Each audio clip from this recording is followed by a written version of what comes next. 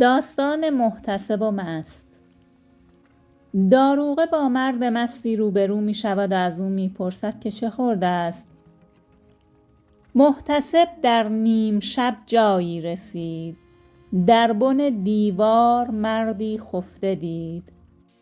گفت هی مستی چه خوردستی بگو. گفت از این خوردم که هست اندر سبو. گفت آخر در سبو واگو که چیست. گفت از آن که خورده ام. گفت این خفیست. گفت آنچه خورده ای آن چیست آن. گفت آن که در سبو مخفیست آن.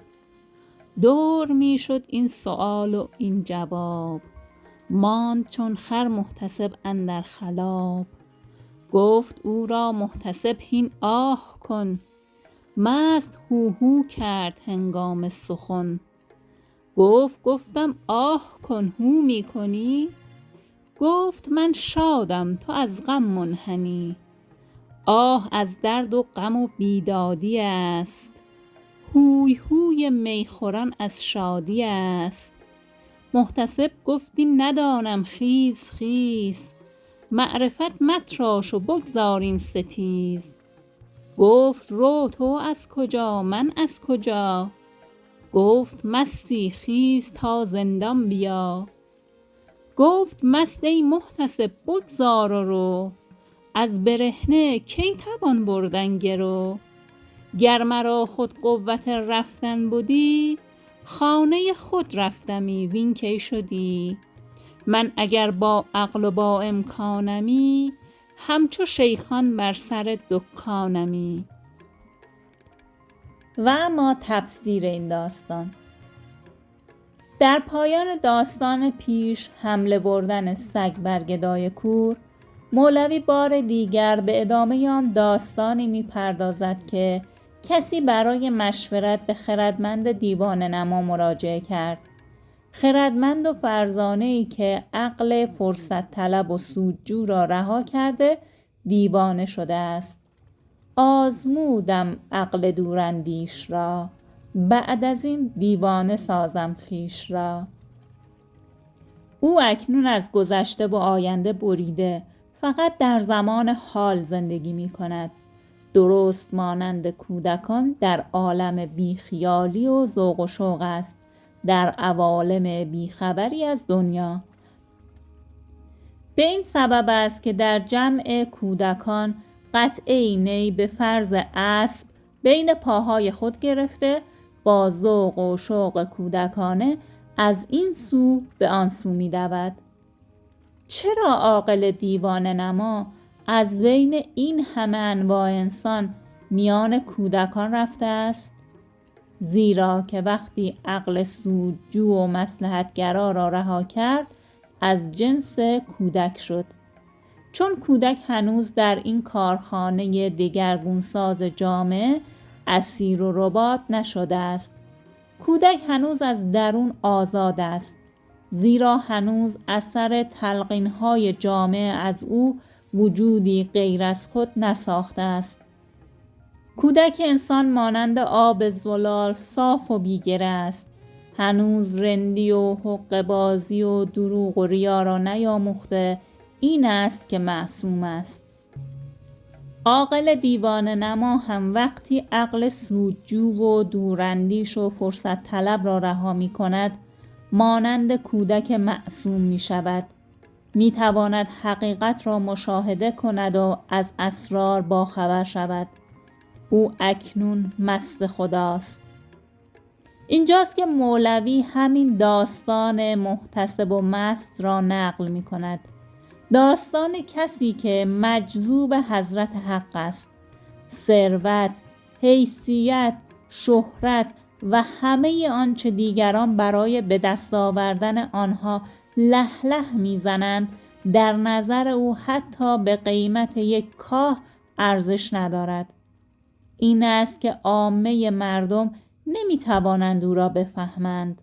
همین رفتار غیر متعارف اوست که پاسبان جامعه آن را نمیفهمد و میخواهد با پرسش‌های مکرر از آن سر در بیاورد.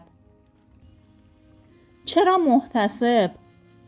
زیرا محتسب سمبل و حافظ همه آن ارزش‌هایی است که جامعه بر انسان تحمیل می‌کند و از او وجودی می‌سازد که به درد جامعه بخورد.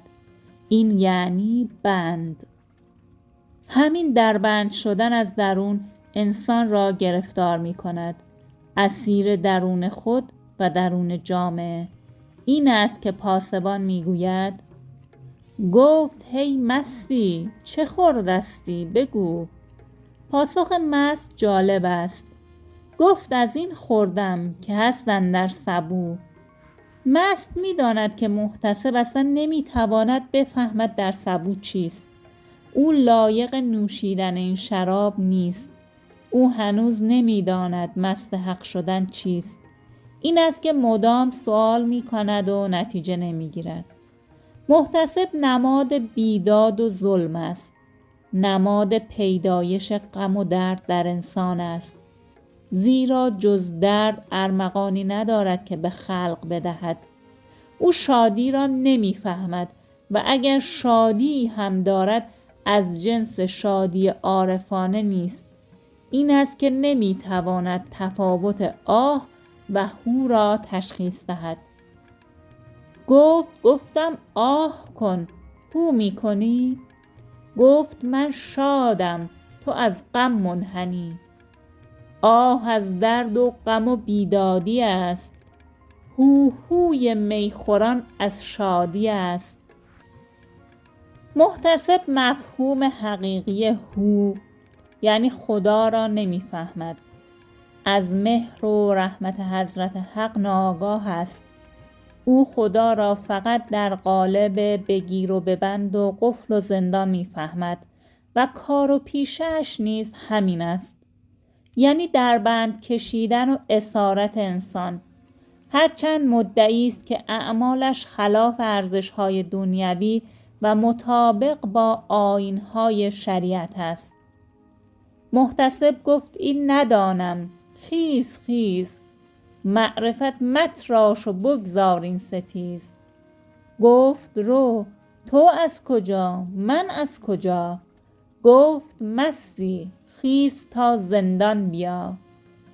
یکی از موارد این داستان آن است که مولوی میگوید شراب الهی قابل توضیح نیست. بیان انسانی قادر نیست آن را توضیح دهد و فقط باید گفت آنچه در کوزه هست. مولوی کتاب دیگری به نام فیه ما فیه دارد. مطالب این کتاب سخنهای پراکنده است که او در جمع دوستان و مریدانش گفته و دیگران آن را در این کتاب جمع کردند. مولوی نام آن کتاب را فیه ما فیه گذارده است. فیه ما فیه یعنی حاوی آنچه هست که در آن هست. یعنی برای چیزهایی که در این کتاب آمده نمیتوان اسمی گذارد. چیزهایی که دیدنی است و فقط به تجربه شخصی در می آید.